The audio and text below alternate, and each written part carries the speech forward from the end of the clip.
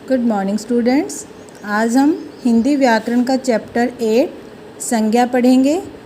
आपको मेरे साथ साथ पढ़ना भी है और उस चीज़ को समझना भी है।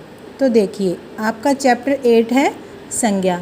अब पिछली क्लासेस में भी आपने संज्ञा के बारे में पढ़ा हुआ है।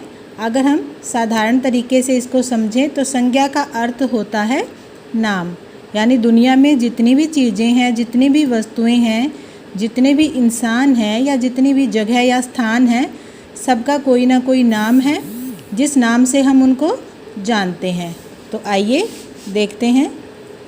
संज्ञा शब्द का अर्थ है नाम या पहचान। ठीक है, तो कोई भी नाम किसी भी वस्तु, स्थान, प्राणी या जगह का वो क्या कहलाता है? संज्ञा। विश्व में प्रत्येक वस्तु का कोई ना कोई अपना नाम अवश्य होता है। व्याकरण में इसी नाम को संज्ञा कहा जाता है।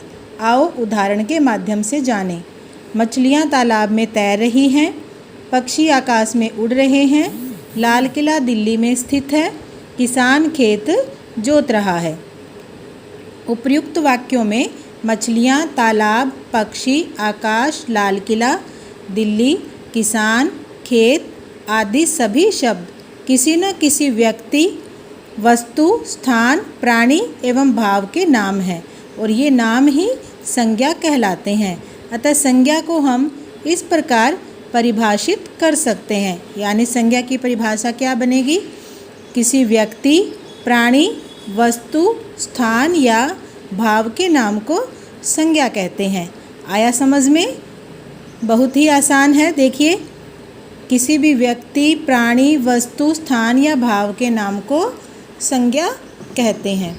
अब संज्ञा के भेद कितने होते हैं?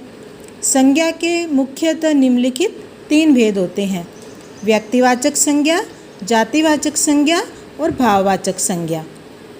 अब देखिए, व्यक्तिवाचक संज्ञा किसे कहते हैं? जिन संज्ञा शब्दों से किसी विशेष व्यक्ति, वस्तु या स्थान का बोध होता है उन्हें व्यक्तिवाचक संज्ञा कहते हैं।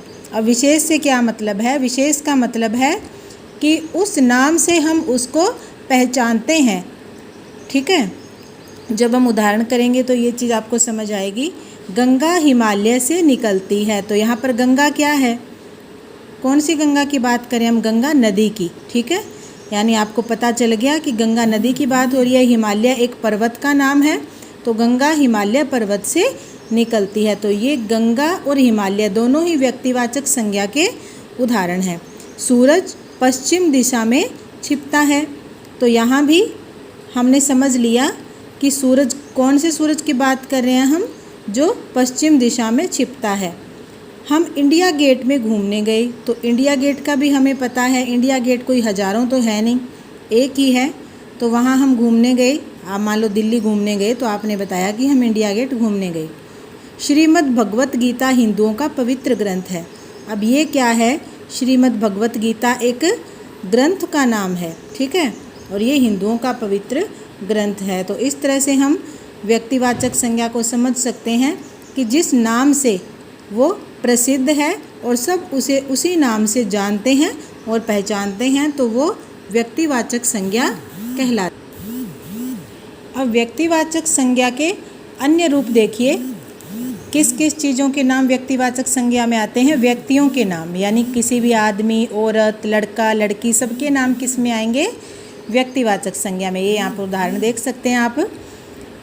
दिशाओं के नाम, दिशा जो होती है पूर्व, पश्चिम, उत्तर, दक्षिण, इनके नाम भी व्यक्तिवाचक संज्ञा के अंतर्गत आते हैं। देशों के नाम, जितने भी देश हैं पूरे विश्व में, सबके नाम व्यक्तिवाचक संज्ञा होते हैं।